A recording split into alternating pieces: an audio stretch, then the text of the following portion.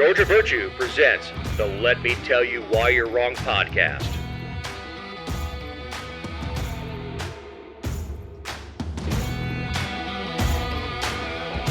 Thank you for downloading episode 286. This week, we have the Romney retirement. Virginia is for lovers. Gas relief. DACA gets another day in court. Venom. The 2-week vacation from life. The robots testify. It's not ransom. So the inquiry begins. And keep climbing. I'm Dave Roberts. With me is my partner in this endeavor, Ken Pullen. Hey, Dave. How are you this week? Good, man. So last week, the Bravos were the first to clinch the title. Awesome. 6 straight. Yeah, that was cool. Clinched it in Philadelphia. Did you see the Philadelphia manager whining and moaning about the home run celebrations? No, I didn't. Or he said that, I guess they asked him about it because the broadcasters said something about it a couple times in a few games, and they asked him about Acuna's celebration. And he's like, "Well, I prefer my guys to act like they've been there before." That's funny. Tell me you're sore about losing, without telling me you're sore about losing. Yeah, but they also said that they may face the Braves again. I mean, they could face them again in the playoffs, right? So this is probably not the last time. I know they play the Braves this week. This week. But there's a good chance they'll see them again. Oh yeah, Phillies are a good team. Yep, I mean, that's what we were talking about earlier. Their record is really good this year. I mean, it's pretty much any team would. I think they're 13 or 14 games over 500. It just so happens the Braves are 46 games over 500, which is unbelievable. Something ridiculous. Yeah, they're. I don't know when they shut it down. Because how many games are left? 15 or so. 15 games left. As we record, yeah, and up 5 or 6 on Los Angeles. Okay. And if you hear me slurring a little bit, I had a crown done yesterday. Ooh. Those are never fun. Yeah, that was awesome. So my tongue still feels like it weighs 5 pounds. I don't know if they burned it I don't know what the hell, but my tongue right on that side still isn't right. And the Falcons. Falcons won too. We're undefeated. We're recording before their second game. Yes. Yeah, undefeated. I don't know who the Falcons are playing this weekend. I'm going to have to look and see. They're playing the Packers at home this weekend. That could be a tough game. And I think they're only a 3-point dog. I played a survivor's pool, so every week I check the spreads and all that stuff. Well, if they can beat the Packers, I know that this will release on Monday, and we'll know how well the Falcons played. But it'd be nice to start off the year 2-0. Wouldn't hurt. But it hasn't helped the Cowboys lately. So no, not at all. So Mittens is retiring, as you put it. Yeah, this kind of took everybody by surprise.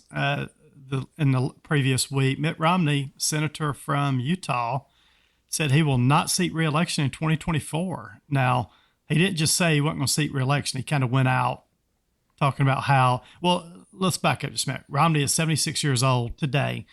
So his point was, if I seek re-election in 2024, I would be 77, and I would be serving until I was 83 years old. So he really said, it is time for a newer generation of Americans to take the reins in Congress. He's not wrong. He's not wrong at all. But he's also a fairly sharp 76. He is. I didn't think Romney was 76. When you look at him, he still looks very healthy. It looks like Romney's really taking care of himself over time. So, yeah, I mean, he's a healthy 76. He doesn't drink, doesn't smoke. God, what a miserable life. I know. But he is in Utah, so, I guess he has several wives who keep him busy. Yep. He did take his parting shots at President Trump and President Joe Biden. He said they were not doing enough to address America's challenges nowadays. And, he said this is a quote, he said, over the last couple of decades, people of my age, the boomers, have done pretty well for ourselves. He said, we voted for all sorts of benefits and programs for us, and we pay for them. and think some of the people coming along next need to have a say in how we leave the earth and how they prepare for the future. I would say the boomers have done a terrible job running the country over the past 20, 30, 40 years. But he is right. They did vote themselves all sorts of benefits. Well, that's not entirely true. That all started with their predecessors. Yeah, their predecessors too, right? With FDR, then with Johnson and the Great Society. But they sure haven't slowed down the spending that's come around. Hell no. All right, spending in the government is not like a brake in your car. It's like a light switch or a switch at a dam. Either flows left or flows right. It's still the same amount of flows going. Yes, which side of the dam are you? We're putting way more on defense. Okay, Republicans are in charge. We're spending way more on welfare. Democrats are in charge. Yep. So it's not like anybody gets up there and says, you know what, stop the spending. Yep. And then he did throw off on the Trump wing of the party when he went out. He said, we got too many people today that are in a Trump wing of the party. He said he was the common sense wing of the Republican Party. I'm not sure I would agree with that, but he's trying to go out throwing shots at everybody. Yeah, I thought he was fairly classless, especially when he voted against his party to vote to convict Trump. I did too. He must really believe it. I think he actually does. Because otherwise, you just pick up your ball and go home. And say, even if you want to say, this isn't the Republican Party that I came up with, blah blah blah. And then he talks about all this liberal stuff with the environment, and all the entitlements that his generation has voted themselves. That's not bragging, Hoss. No, it's not. So we have a new way to raise campaign cash. I love this story. I do too. I think this is the best story of the week. So a Democratic Virginia legislative candidate. So Virginia, as everybody knows, is really purple at the moment. And they have they have said there's 6 toss-up seats in Virginia next year. So this lady is running for one of the 6 toss-up districts next year. You really shouldn't be using that term with what you're about to say. So her race was rattled this week on revelations that her and her husband live streamed themselves having sex after she announced she was running for office. So they were basically on a website called Chaturbate. I've never heard of that before, but it's a legal website where viewers can watch live webcam performances featuring nudity and sexual activity. So she's on this website with her husband, and she's basically asking the people that are watching what type of things she should do to please her husband. And this came out the previous week. And according to her, she was doing it to raise funds. Now, whether or not they were campaign funds or just funds paid for the house. I think that'd be a big campaign finance problem right there. if you're handing out ass for donations, I really think that would be a campaign issue. And this lady, campaign finance issue. And this lady's name is Susanna Gibson. She's a nurse practitioner. She's got 2 children. Lives right outside a district outside of Richmond. But her and her husband were on this Chaturbate website. And he's a lawyer. Yeah, he's a lawyer. So they're out there doing their stuff on the website, asking for people's suggestions on different types of things they should do to each other to please each other and making money off of it. She's a PA. He's an attorney. They were never doing it for the money. No, this is some kind of kinky fetish. This is their kink. Yes, it is. Yeah, being watched is their kink. I mean, that's fine. No, I love how the media's kind of portrayed this. So she, it came out. She was sort of taken aback, but then she's really gone on the offensive about this. So she's saying the leak of these videos could be an illegal act according to Virginia state law with revenge porn, which is crazy because she was actually doing all the stuff online and all the videos are being distributed at this Chaturbate website. So look, this is not, she's calling them an illegal invasion of her privacy. This is not. I think websites like Chaturbate, OnlyFans are supposed to have blockers to keep you from taping and distributing. Yeah. There was a documentary about this not long ago, a year or two ago, that kind of talked about the rise of Pornhub and all that stuff, and how these tapes were getting released and blackmail schemes from people who had stuff, and what got them in trouble was hacking. Yeah, I saw that documentary that you're talking about too, where when they needed to take videos offline, they basically, people would just download them and put them back up as fast as they came off. And I think some of the sites made it where you couldn't download the videos any longer, or they had stricter authentication for uploading a video is what happened too. So you had to. But you can screenshot it. You could also go low tech and put it on your smart TV and then hold your phone up. Yeah, definitely. I don't know where to find the damn thing. She's moderately attractive.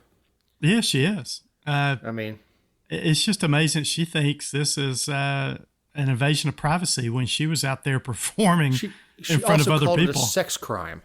Yeah, she called it a sex crime. Look, she got nailed by her husband on an open chat line, and she's claiming a sex crime. Yeah, because people are sharing these videos. She has an attorney that lives in the house with her. Obviously, there's video proof. So this lady's not going to... I doubt if she drops out, though, right? I mean, look, with today's politics and how everything is so R versus D and so polarizing, I doubt if this loses this lady a vote in Washington or in Virginia. No. No, look, I've already ridden the rapids with this once with working on Dobbs' campaign. Yep. And having to go through the Fox 5 interview, which was honestly the most hilarious 2.5 hours I've spent in a long time. Was sitting in the background next to Matt Lowe and laughing our ass off watching this. Because, obviously they take 2 hours that they're there with us and cut it down to a 5-minute piece. Right. but the best line was, so you've never been on TV before? He goes, nope, this is my first hit job. Yep. It's, look, I think this... I'll be interested to see if this woman stays in, Susanna Gibson, if she stays in and continues running. I assume she will. I think by the time voting for this has got to be sometime next year. It seems like this came out a little too early, in my opinion. Unless this is a special election. Yeah, unless it is. I don't think it is, though. I have to look up and see when the election is, but it's way too early. I mean, look, if they're voting this the Tuesday following the first Monday.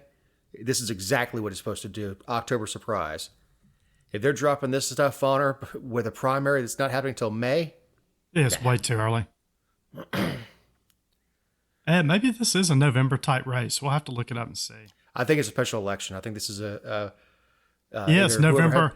It's actually November 7th, 2023 is when the election is. So we're only a couple months out. So actually it's pretty good timing. Well, exactly when it should come out. October surprise. A little early, but early voting kind of pushed the October surprise idea back. Man, she won her. Yeah. By the time you get to drop the surprise, like Hunter's laptop and things like that, half the country's already voted. Yeah, because she's already won her Democratic primary. So she is a Democratic candidate. It's not like she can drop out. She's got to stay in there. She beat her Democrat opponent 55% to 44% back in June of 2023. So, look, she's locked and loaded. She's got to keep going. It'll be interesting to see if this has anything to do with the results of her campaign or not. We'll have to make sure we put a placeholder for this in November to see. Look, in Nevada, they elected, I think it was to Congress, the guy that owned the Bunny Ranch. I remember as a Republican, and he was dead. Yep. He died before November came around, and he still beat the Democrat. And he was on HBO's Cat House and all that stuff. Is that surprising, though, in today's political environment? It was not, but the surprising thing is how each side grasps their pearls like, I have never a pornographer. That's disgusting. And then their side runs somebody who goes, oh, he ran a whorehouse? That's just a good businessman right there. He found something people want. Small business owner. Small business owner. So Kemp has suspended the gas tax once again for 30 days. Yeah, how's he doing this, Dave? Tell me about the process. I believe it's just an executive order declared a state of emergency and dropped the gas tax. Yeah, so that's what was so interesting about this. So he declared a state of emergency. Look, I'm all for less taxes, but it's strange to me that a governor can just out of the blue declare a state of emergency and suspend this gas tax. Now, look, I'm glad he did because gas where I'm down is around $3.80 a gallon. This is going to make about a 31%. It's going to have about a 31-cent impact on a gallon of gas. So it's about a 10% impact, 8 to 10%. I'm guessing it's not going to apply to diesels. Yes, 35 cents on gallon. Yes, 35 cents per gallon of diesel fuel, and it's 31 cents per gallon of gasoline.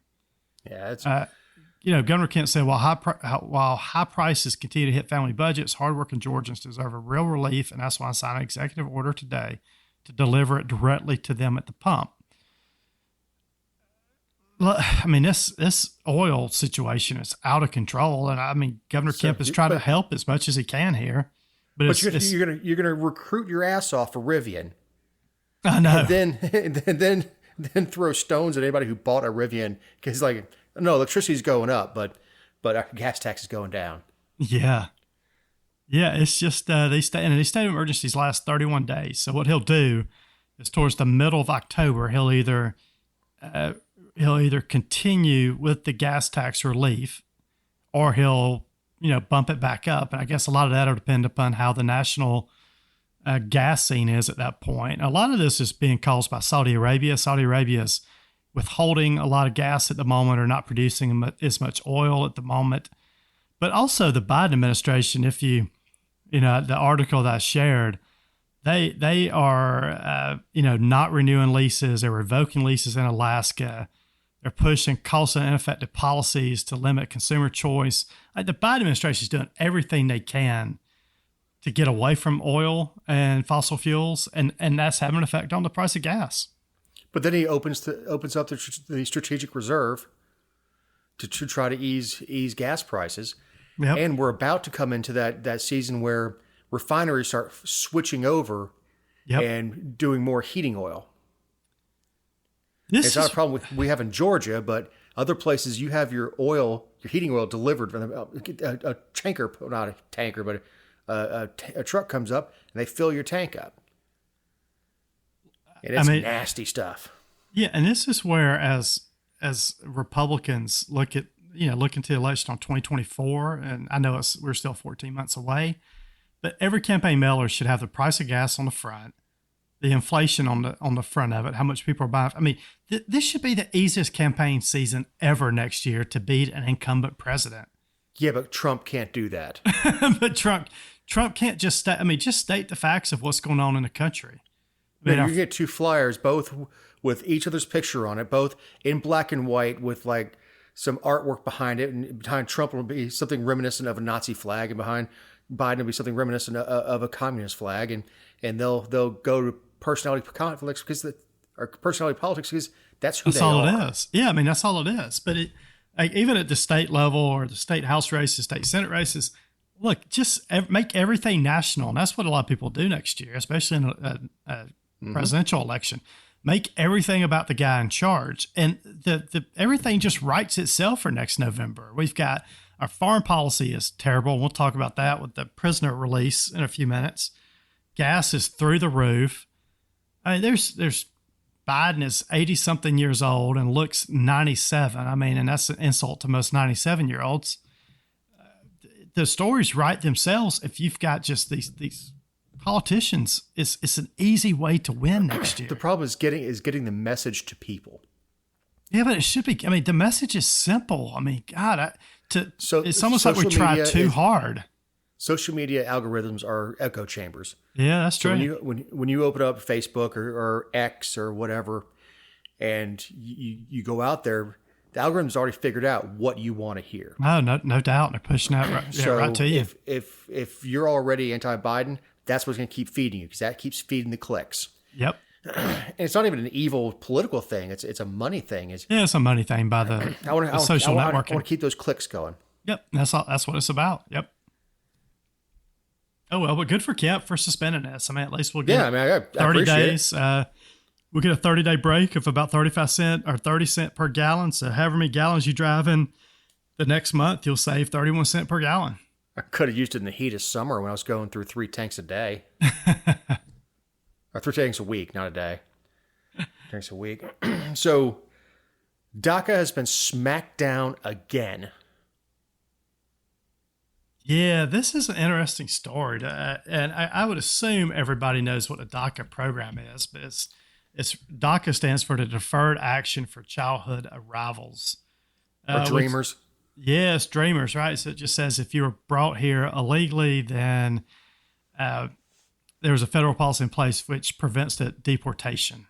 And basically, there's hundreds of thousands of immigrants at this point that DACA would apply to. I'm not even sure it's not in the millions at this point, Dave.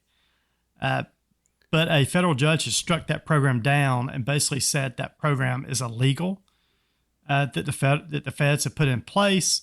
And I think what they're trying to do, so this came about because there's Texas and about 8 other states are suing to stop the Deferred Action for Childhood Arrival program.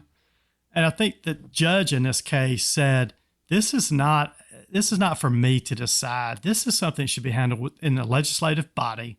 It's not for the presidential executive branch to decide. This is a legislative matter that Congress needs to handle. And I think that's why they're striking us down and saying Congress needs to do something about this. They either need to make these dreamers legal citizens or they need to send them back, right? It's either one or the other. So this case looks like it's on the way to the Supreme Court at this point. And I think that's what everybody's trying to do is get it to the Supreme Court, let the judges at SCOTUS make a decision. If SCOTUS takes it, SCOTUS could just not take it and leave it at that court's decision. Yeah, they've almost got to take it at this point, right? Because I think SCOTUS takes it at this point because now they've declared that DACA is illegal. I think SCOTUS takes it. I really do. And I think SCOTUS is going to strike down. I really think SCOTUS, if I'm looking at crystal ball, I think SCOTUS strikes down DACA and says this is not because they struck down.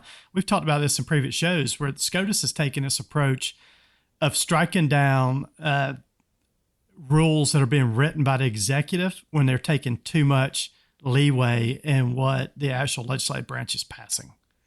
So they did that to a case up in Massachusetts a while back, to fishermen. They've done this a couple times now. So I would imagine SCOTUS is going to say, this is something that needs to be handled by Congress, and y'all need to get your act together. They need to do the same thing with bump stocks. Yes, right. And the other stuff the ATF is doing, because the way this court is leaning, it's not punting. It's saying you don't have the constitutional authority to enact regulations without Congress. Right. The court's deciding the right way in this case. Now, liberals will lose their minds, but they're doing the right thing. Yeah, well, they're doing it for the right reasons. Yes, they're doing it for the right reasons, and I don't have any hope that Congress can get their act together. Not that to pass anything to address DACA, but this is where it lies, is in Congress. They need to do something about DACA and do something about immigration as a whole, because I think I saw yesterday more illegals cross the border yesterday than I think any day this year. So we've still got thousands. It was over 10,000 people across the border yesterday. There's 2,000 or 3,000 people that are being held. Children are still being separated. I don't know if you remember, Kazier or AOC went down to the border when Trump was president, protested. Kids in cages. Yeah, kids in cages. Well, the Biden administration is doing the same thing now. Kids are being separated. Thousands of people are being held down there, but she's nowhere to be found at this point. But Congress needs to get their act together and do something here. They're not going to. No, they're not. Yeah, they're not. You could get something, any of that through the House right now. You got McCarthy. He can for immigration stuff. He can whip enough of his folks together to get something done. Yeah, but then the Senate. It's not going anywhere in the Senate. I mean, it won't even get to the president's desk to be vetoed. I mean, it won't go anywhere. When they got rid of the real filibuster and just came up with the filibuster rule. Yes. And it's not Jimmy Stewart said it. I will not yield. you know, it's purposely broken. So they don't get, they create these giant agencies like the EPA back in 1971 or 72, whatever it was. Mm-hmm. They create the EPA, and then you report to the executive branch, and then they never have touched again. Nope. It's like, okay, we've gotten rid of our responsibility on that. The environment's being handled by the EPA. Good. It's no longer an election issue for us. Yep.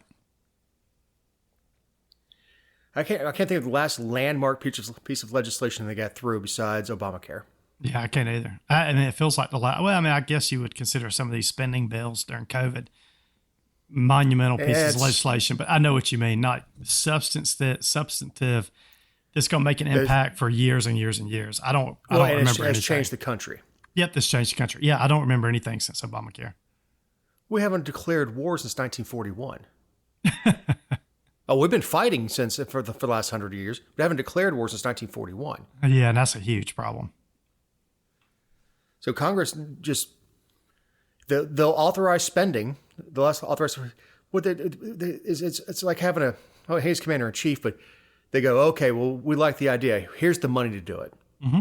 Well, declare war. Yep, totally agree. Anyway, you have watch out for brown recluse. Look, I heard a story on 95.5 driving up the road this week. So this Atlanta area singer and songwriter, his name's Gabe Lussman, he noticed swelling in his leg after seeing what he looked like a bug bite and bruising. He said he thought it was fluid retention or something, got to the point where he couldn't walk, couldn't eat, very nauseous. He goes in, he's been bitten by one of these brown recluse spiders, which are one of the most venomous spiders out there. In North America. In North America, right? Yeah, North America. They got some crazy stuff in other countries. But yeah, it's the most poisonous spider in North America. And they kept talking about this story. Sounds like about 40 to 50 people get bit by this brown recluse every year in the U.S. These bites have a bullseye type appearance. Your legs start swelling. Poison travels up. And people are, this guy almost lost his leg when this came up.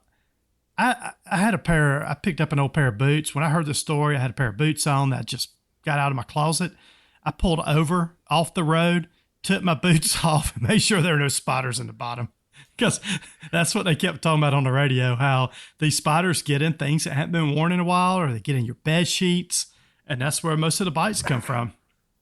Yeah, they call them recluse because they're reclusive. You don't see them very often. I see way more black widows than I do brown recluse. Oh, those things are terrifying when you see them. Yeah, however, the venom from the brown recluse is, I believe, more potent to humans. Yep, it is. Brown recluse are also fairly docile.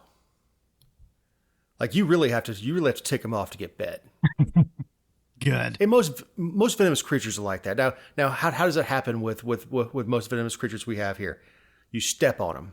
Yep. Number one place to get bit by a snake, the hand because you're messing with it, or the foot because you stepped on it. Yep. So yes, if he was walking around the backyard and happened across a brown recluse, I mean I see him every so often in air conditioning and stuff. I just pull him out with a pair of channel locks or needle nose and kind of throw him to the side. I mean, I have been seeing a nest bad enough. I grabbed my torch and killed all of them before I stuck my hand in there. But they tend to be fairly docile. But you want to know what the hell you're handling before you screw with it. And I'm not good enough to identify it. I don't know if I should sit on the show. I'm on a couple snake identification pages, and one lady was holding this. Look at this beautiful scarlet snake I caught, and we're like, that's a coral snake. Yeah, those are really dangerous. Highly venomous. The only elapid in North America. Elapids are related to cobras. So is that like the paralyzing venom? Is that what happens? It's a neurotoxin. Gotcha. Versus the pit vipers we have here are hemotoxins. I mean, they're both not great to have, but the hemotoxin will causes your blood to stop clotting, and you have, your skin will split with swelling and all that stuff. That sounds enjoyable. Don't screw around with venomous snakes. You'll be fine. I don't plan on it. I mean, you've got two that are quiet, and they're both fairly docile. The water moccasin and the copperhead are very, very closely related. And you have the rattlesnake who will give you a warning, like, leave me alone. Cool, bro. You do you. I say that we'll be on the show next week. Dave, what happened to you? I got bit by a snake. I hope not. So we have an escaped prisoner captured after 14 days. This kind of took up national news too. It did. My wife never stopped watching this story. She watches her David Muir on 7 o'clock every night or whatever. And this was the lead story for 14 days. This guy was an illegal alien too. Danilo Cavalcante, I guess is how you say his last name. He actually fatally stabbed his girlfriend 38 times in front of her two young kids back in 2021. He was in prison, escaped up in Philadelphia, it feels like, and he was on the run for 14 days. This is up in Pennsylvania. This guy was in, like, they knew what county he was in. He actually never left the county that he escaped in, but they could never quite pin him down. He kept moving around. He stole a .22 caliber rifle at a certain point.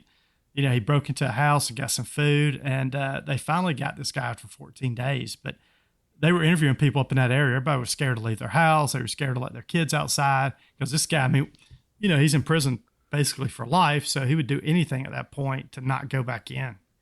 Yeah, but you do that down here, you have a bunch of good old boys out guarding their own neighborhoods. Yeah, and I saw photos up there of people in back of trucks with ARs, shotguns out looking for this guy. So it was state police, U.S. Customs and Border Patrol was in on this.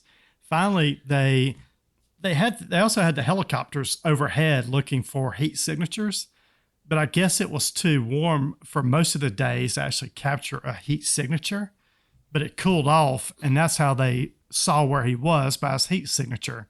And then they sent the dogs in, and one of the dogs went in, captured the guy, and this guy just gave up when he had the dog biting on ripping his face off. Yeah, ripping his face off. It's time to give up at that point. I don't know if the dog actually bit him on the head, but he was going through thorn bushes. Yeah, I think it was mainly leg. Yeah, but look, there's a couple lessons here. Don't stab your girlfriend. Yep. Don't escape prison, because I'm sure he's only doing one life sentence. I mean, there's a possibility he could get out.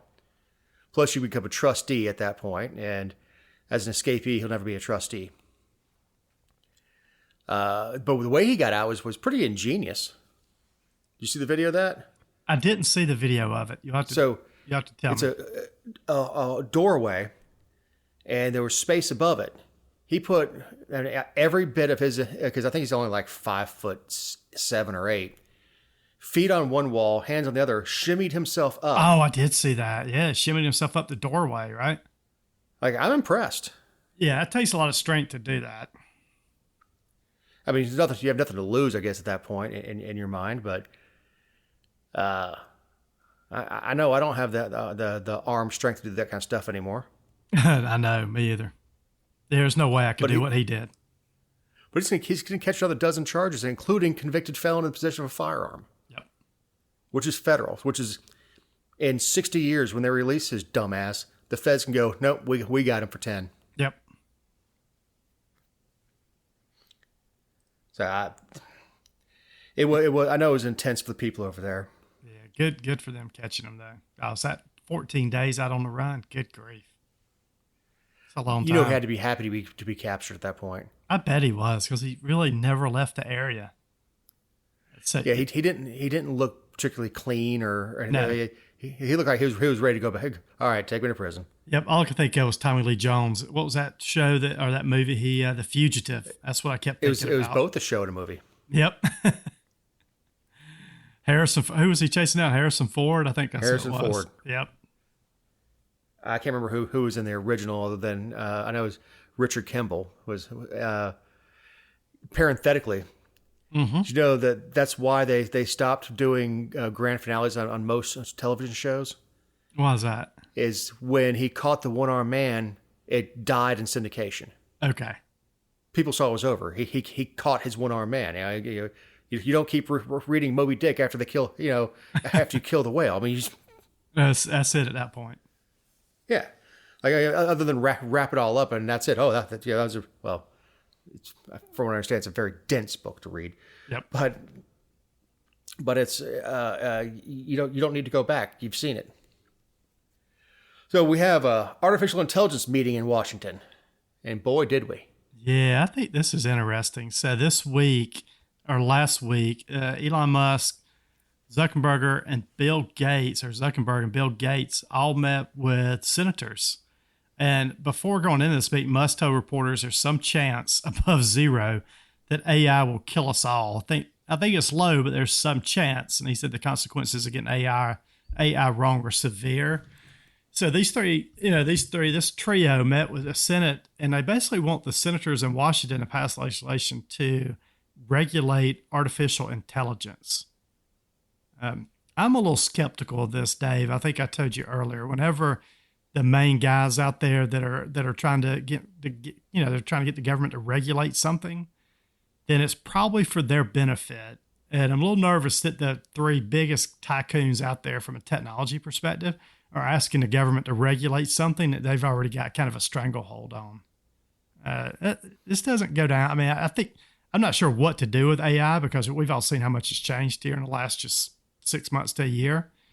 But I'm not sure those guys in D.C. are going to be able to figure out how to regulate it without Elon Musk telling them, right? I'm not sure that's the best half of them approach. can't figure out how to use their wheelchairs. No, not at all. So, I mean, you got Dianne Feinstein that looks like Kermit after George Henson took his hand out of his ass and just laid him down, sitting in her chair. You got Joe Biden, who doesn't understand intelligence, let alone artificial. Nope. Romney, who is the youngest of the group at 77, going to vote on this thing. And this was a closed door hearing too, so this wasn't for the public to see, which is strange. So they had all these meetings. They're going to have 9 meetings, it sounds like, in all, and then they're going to try to draft legislation coming out of that. I don't mind the closed door meeting. Yeah, I don't know. I think it should be out. I don't know. I think this should be out in the open. With sausage grinding, everybody wants the sausage when it comes out. Nobody wants to watch it being made. Exactly. So I don't necessarily mind some of that behind the scenes stuff. And I think that's hard for municipalities because outside of executive session, they can't have closed door meetings. Yep. But you see, I mean, they're asking them to regulate something that is just really coming out in the open. It's taking hold. AI is huge now. We got ChatGPT and all these other type AI functions. Look, the Congress has been trying to regulate the banking industry for 50 years now. And look what happens all the time with the banking industry. I mean, we had the crash in 2007 because government wasn't regulating the banking industry like they should. And we're looking the other way. We had, just a while back, we had a couple more banks fell because the government wasn't regulating them and overseeing them like they should. Yeah, right. So what says we produce a bunch of regulations on AI? You think the government's going to be able to really look into AI and understand what they're doing? No, because the technology will advance far faster. Right. Than regulation can keep up. And banks are old school. So if the government can't regulate some old school bank with deposits and, how much money you're keeping. Yeah. That's not what happened. What happened was they were slightly undercapitalized, but when they had all these long-term loans that are locked in, and the Fed shoots the rate up to, I think they're anticipating the Fed funds rate to go to 5. Mm-hmm. Yep. They lost a bunch of money on their investments and had to get out of them. But I mean, I get you on what happened. Yeah. It's just but I'm saying it wasn't lack of regulation. But look, I've been with regulators in my jobs throughout the years, over the past 10, 15 years. When the regulators come in, they have no clue what's going on. Most of them are clueless, right? So they're just taking what the banks are giving them and they're just eating it. I mean, they're just sitting down and just, okay, Mr. Bank, I got you. This is what you're doing. Okay, looks good. Banks are let me see your books. Yes, exactly. And they're not doing a good job. Logs and all that stuff. Yeah, so how are they going to regulate some artificial intelligence, ChatGPT, Yeah, there's no way to do it. So what Musk and him I are know going to how do they'll do it is they'll create a new agency and stick it up 100%. under. They'll create a internet czar or something like that, and that department will have ability to throw out sweeping regulation, and all it does is protect the big guys. Yeah, that's what I was going to say. All this is going to do is protect Meta, Google, NVIDIA, IBM. All the big guys are going to be protected, and it's going to make it harder for other people to get into the AI market and build new innovative, functionality and products. Well, it's one of the reasons that New York was one of the last places to get Uber. The taxi drivers fought it. Because taxi drivers in New York spend a lot of money for that, what they call the medallion, their permission to drive. Yep. And I think it's hundreds of thousands of dollars that go into these things, and they're inherited from father to son. Mm-hmm.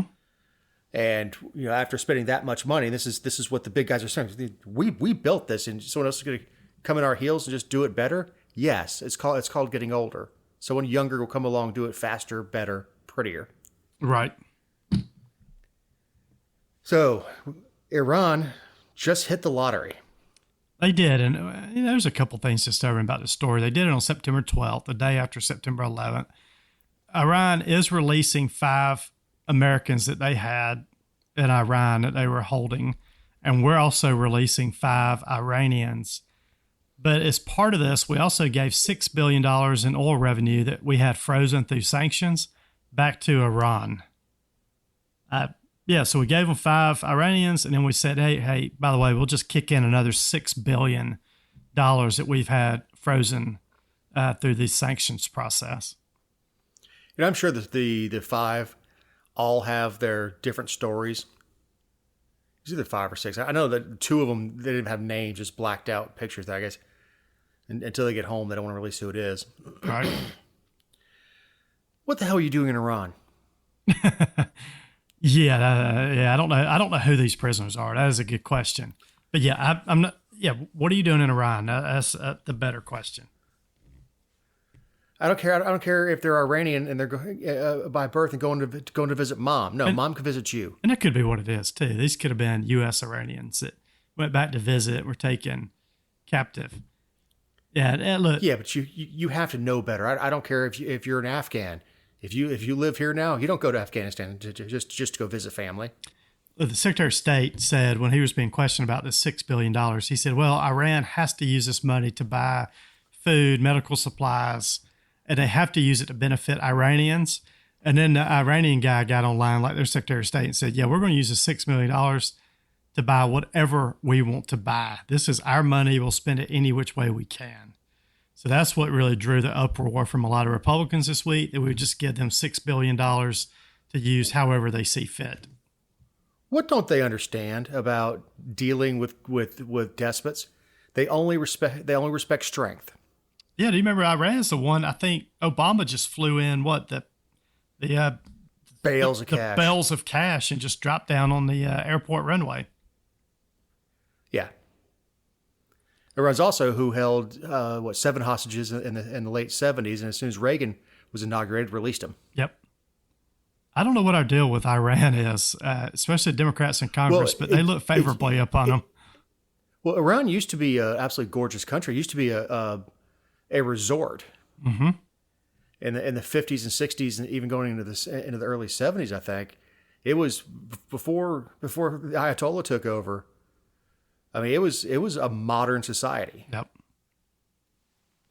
So you're not going on vacation there. Take note. It can happen here too. Yeah, it could. 100%. Hunter Biden indicted on federal gun charges. 1, 2, 3 of them. Yeah, wow. This just came down right before we started taping our show too. So he was indicted in Delaware federal court on 3 counts tied to possession of a gun while using narcotics. So this is separate than the plea deal that the plea deal a couple months ago fell apart, and now he's being indicted again on these federal gun charges. Carries a total of 25 if they were to run consecutively. Mm-hmm. If he got the max, it's 10, 10, and 5. But he'd get a quarter century in prison. I don't know how anybody could think he's innocent because I think all the evidence is right there in front of him on this. He signed a form indicating he was not using illegal drugs when he purchased a Colt Cobra revolver in October 2018. Third count alleges that he possessed a firearm while using a narcotic. I don't think anybody disputes either one of those statements. Yeah, you think he goes to jail on this? Is he found guilty on this? I don't know I don't know how he's not found guilty.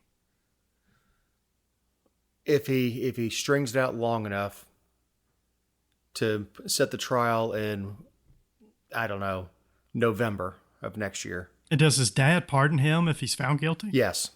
You think President Biden would pardon his son if found guilty of these charges? As a lame duck, absolutely. He is a lame duck. Yeah, I think probably. That's what I'm saying. Next November, up or down, because he's a lame duck either way. Up or down. If Biden wins, he's still going to get his son out of prison. So what would it hurt? Yeah, I got you. He probably does. And it'll be a total pardon. So he won't be a felon anymore. He's not just going to commute the sentence like Bush did Scooter Libby. It'll be in my estimation, it'll be a complete pardon. And there'll be very little mention in the news about it if it happens. Now, what would screw Hunter is if we had a President Harris for a short period of time, because she ain't doing that. No, I don't think she's going to pardon him. God help us if we have a President Harris. Well, even for a short time. But, yeah, Hunter better make sure that he's taking his dad over his vitamins and taking him to his appointments and everything else he needs, because his dad better live to get to at least be a lame duck to get him out of these charges. God, I'm not sure he is. I don't know if you saw last week, but not when he was at 9/11 up in Alaska, he said he was at 9/11 the day after it happened, which he was not. So he just straight lied about that. And then he keeps telling his dog-faced pony soldier story. He told that over in, Vietnam? And he said it was a John Wayne movie. That does not come from a John Wayne movie. So I don't know what his deal is with just making stuff up and acting like it was. It could be. It could be. If it is, it's cultural appropriation, because it would have been one of the Native Americans saying that to the cavalry were considered pony soldiers. But who says that in Vietnam? Like who? What kind of? Do you think the Vietnamese know this and can relate to what he's saying? I mean, no. that movie was in 1952 that he was talking about. Good for Mitt Romney realizing he's getting old and needs to retire. I think he sees the indignity of it. Yes, I agree. Nancy Pelosi taping herself together for one more run, which I think she's only doing to hand it off to her daughter. Yep. You got Barbara Boxer. You've got Dianne Feinstein. You're watching all these people, I mean, age right in front of you and watch them deteriorate. These are people that he has known for 2 decades. Yep. And like, I'm not far behind him. I better sort of like if you live in a neighborhood and everybody in the neighborhood is getting a new air conditioner, go ahead and set your budget. Yeah, go ahead. Time to get one. I'm there. This is a good time to remind you that these are our opinions and not those of anyone not on the show or any respective company for which we may work, own, or otherwise associate ourselves with on a regular or irregular basis. Also, you can find other episodes and relevant stories over thegeorgiavirtue.com. Eric Adams is an idiot. Mule of the week again. Is this a second time? We mentioned him last week in the last show that dropped on September 11th. But he dropped another little bomb on September 11th. On the anniversary of the worst civilian tragedy in the United States, to where hundreds of first responders died. He decided to announce that for budget reasons, they're going to cut the overpay time of the NYPD. Gosh, it's shameful. And he's blaming us on the immigration crisis, or the migrant crisis is what he calls it. So you've got a bunch of illegals lining the streets. So you need fewer cops? Yep. Cutting their overtime. And here's the thing. It's all the NYPD, they have union contracts. So he can't cut their pay. Right. But he can cut their hours. Mm-hmm. Anything over 40 hours, he certainly can cut back, and he can put it, unless you are actively on a chase or unless it's specifically authorized by a supervisor, when your shift's up, you come back to the station, check out. Yep. And the guy in charge of the Police Benevolent Association in New York said they are still thousands of cops short, and they're struggling to drive crime back to the pre-2020 levels. I mean, if you've been in New York, I love New York. It's one of my favorite cities to get to, but you can tell a big difference in what's going on in New York over the last 2-3 years, and this is just going to make it worse. That's his plan. Yeah, it's got to be. He's trying to make it painful, I guess, where the president bails him out and gives him a slush fund of money for this.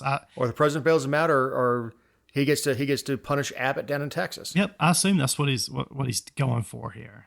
I don't know. Look, I've seen several interviews with Eric Adams. I don't take him for a dumb guy at all.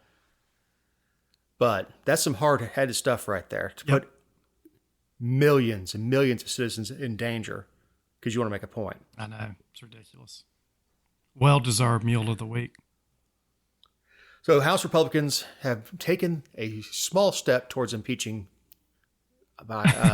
President Biden. This kind of came out of the blue last week, didn't it? I don't think anybody saw this come out. I think there were calls to impeach Biden by one of our own, Marjorie Taylor Greene, but I think she even dropped articles of impeachment, but it didn't. I mean, it went from the hopper into the shredder. Yeah, but the Speaker of the House, Kevin McCarthy, came out this week and said they were going to open up impeachment proceedings against President Biden. I think this is what Marjorie Taylor Greene was getting at with when she and Boebert got into it on the floor about Boebert going to drop articles. Is you're messing things up. Stop it. McCarthy's in a lot of trouble, though. I mean, part of this is to try to win over the right flank. I mean, the Matt Gaetzes, the Boeberts of the world, because he can't lose but 3 or 4 votes, and nothing gets through. And they've got this big omnibus battle coming up. And what Matt Gaetz, I don't know if you saw Matt Gaetz' speech this week, and I think he's a blowhard most of the time. He said, look, McCarthy, we agreed to do some stuff when you went in as Speaker, and you have not done any of it. You agreed to have hearings on Biden. You agreed. There was just a whole laundry list of things that he should have done, and none of it's been done so far. So I think McCarthy's trying to do something here, trying to impeach Biden or open up these impeachment to help, win over the Matt Gaetzes of the world and Boeberts of the world. I don't think this is going to help, though. No, it will. They now have a special investigator. So it's now out of Congress's hands. Now Congress can obviously hold hearings and check it and have the president testify before Congress, which has happened a couple times. Yeah, you think he comes in? I mean, I think no, and I don't think. I mean, it's Hunter Biden, since he's up under indictment for the gun charge. Will he be subpoenaed and will he be able to testify? I was wondering about that. He would have to be given immunity. Yep. So I think that could be playing into why he actually got charged this week. But look, the House. I don't think the House Republicans have enough votes to impeach Biden. I don't think they've got the number. I think there's some Republicans in very blue type districts or purple districts, and I think they're going to have a hard time pulling the trigger to impeach Biden. Or the strategy is to keep him under investigation all the way through the campaign. Yeah, and that could be it also, which is probably a pretty good strategy, because supposedly by starting this impeachment investigation or impeachment inquiry, they'll be able to get more like banking records. And what they're trying to do is put together all this money that's coming in. They're saying, okay, if Hunter got this money from all these foreign entities, did it make its way back to Biden, or did, vice versa? So I think they're trying to trace all this money. It seems like it'd be fairly simple to trace, but they also, I think I heard the other day that the Biden family has 30-something shell companies located around the world, which I don't know about you, Dave. I don't have any shell companies.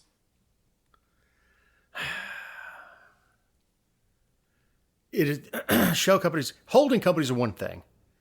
Shell companies that don't actually do anything are always trouble. Yeah, it's always fraud. Yeah, except just to move money around. Yep. Yeah, it's always fraud. Now, I mean, you don't create a company just to hold your money because you didn't do something wrong. Right. Now, Democrats naturally went crazy over this week. They said, or last week, they said, this is just sham proceedings.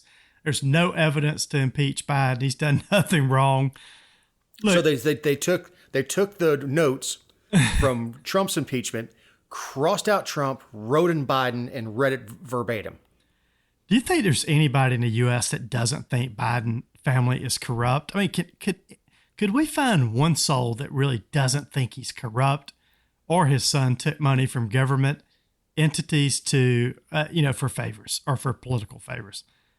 I don't think anybody, if they're really telling the truth, could say he hasn't done that. If only if they're not paying attention. Yeah, I mean, again, it would have to be not paying attention, right? If you get your news from Facebook and X and Instagram, and you're in that echo chamber with everybody else with pink hair and all that crap, all you're going to get is you're going to get stories about Republican witch hunt. Yep. And that's how they get the Russia collusion thing through. Very true. So we're losing a few benefits. Delta is making major changes to their loyalty program. Yeah, and you're going to tell me about this. I'm a platinum member this year, so how's this affecting me next year?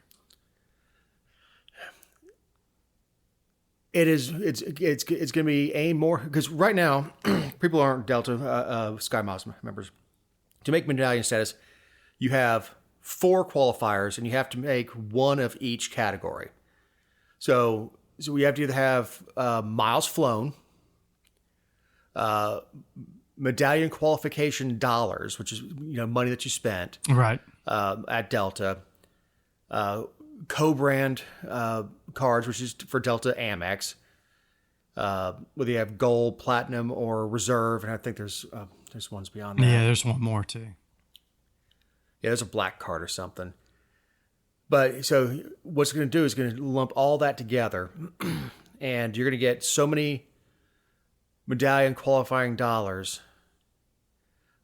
for everything you spend on whichever co-branded Amex at other places, whether it's grocery store or whatever. Then you'll get a different rate if you buy Delta. And you also get bonus miles if you use Delta to book your hotel and your rental car and things like that. So like you said, and I've read this elsewhere, is Delta's trying to create its own little ecosystem. So all that's going to really count for silver, gold, platinum, diamond status next year is how much money you spend through the Delta ecosystem. It really doesn't matter how many miles you fly. It doesn't sound like it's just going to be how much money you spent flying to these different places, or renting cars, or staying in hotel rooms. Right. If you hop on a kayak deal for general boarding for $200, and I spend $1,800 to fly first class. Yep. Yes, I get more MQDs. For yeah, that. you're gonna get a lot more. I got you. Okay.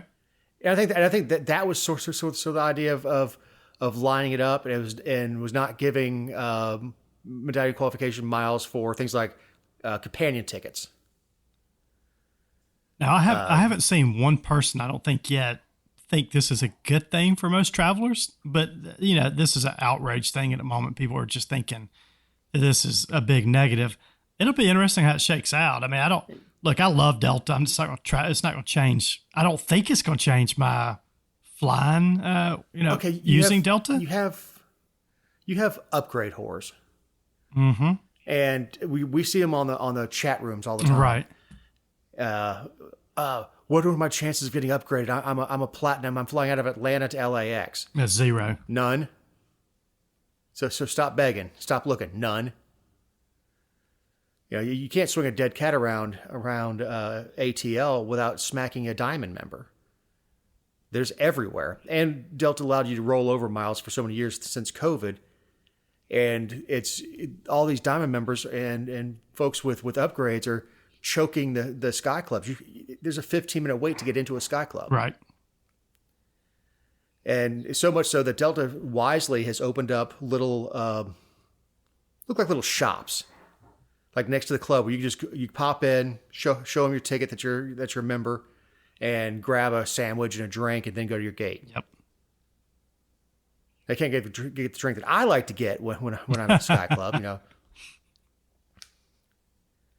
Like I had to get there. I like to get to Sky Club an hour and a half or 2 hours before, and sit down, relax, grab something to eat, have a couple cocktails. There's no reason in the world to fly sober unless you're actually at the yoke.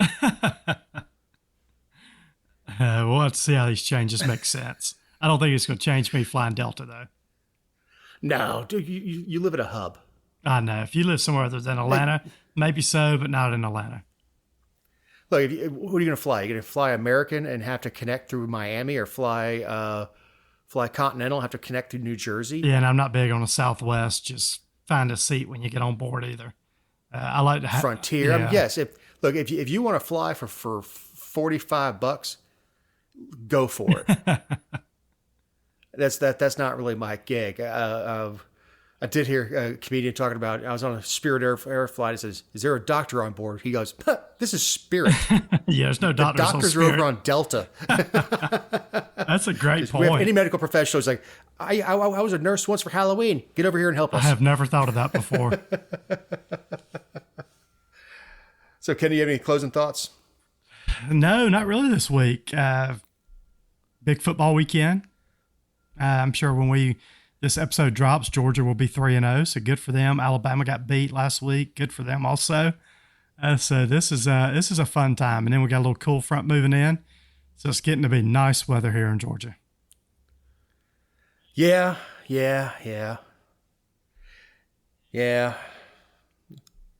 This we'll call false fall. It'll be 95 again. I hope not. So there was a story that I guess has been known for a while, but it's around time to vote for the Roberto Clemente Award, which is for a baseball player that does great work on and off the field. Well, Matt Olson did a story on him, and he has a friend who he befriended when he was in high school. And what it is he would go and help this guy. He has a very severe disabilities, totally nonverbal.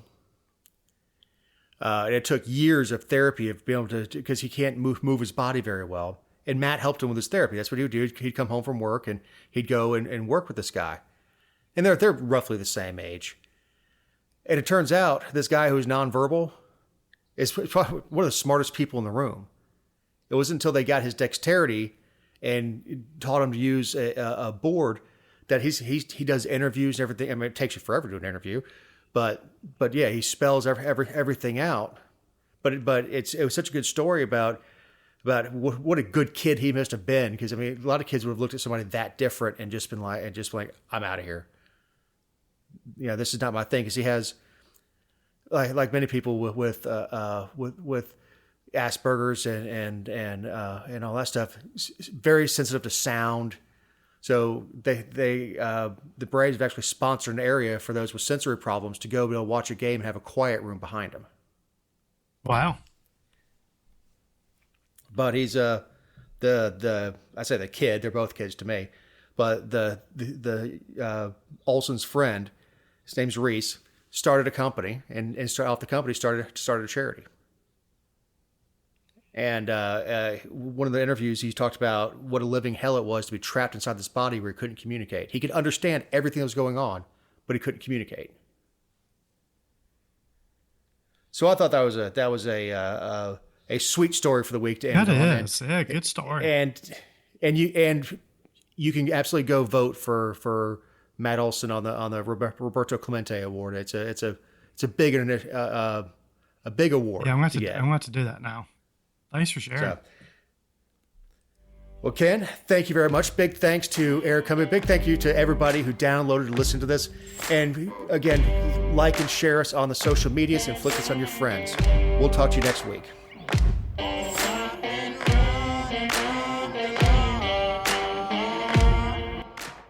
Hope they won't shoot me down soon.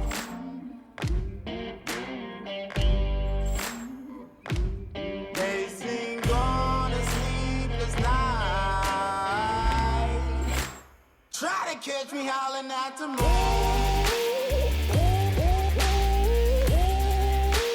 Try to catch me howling at the moon.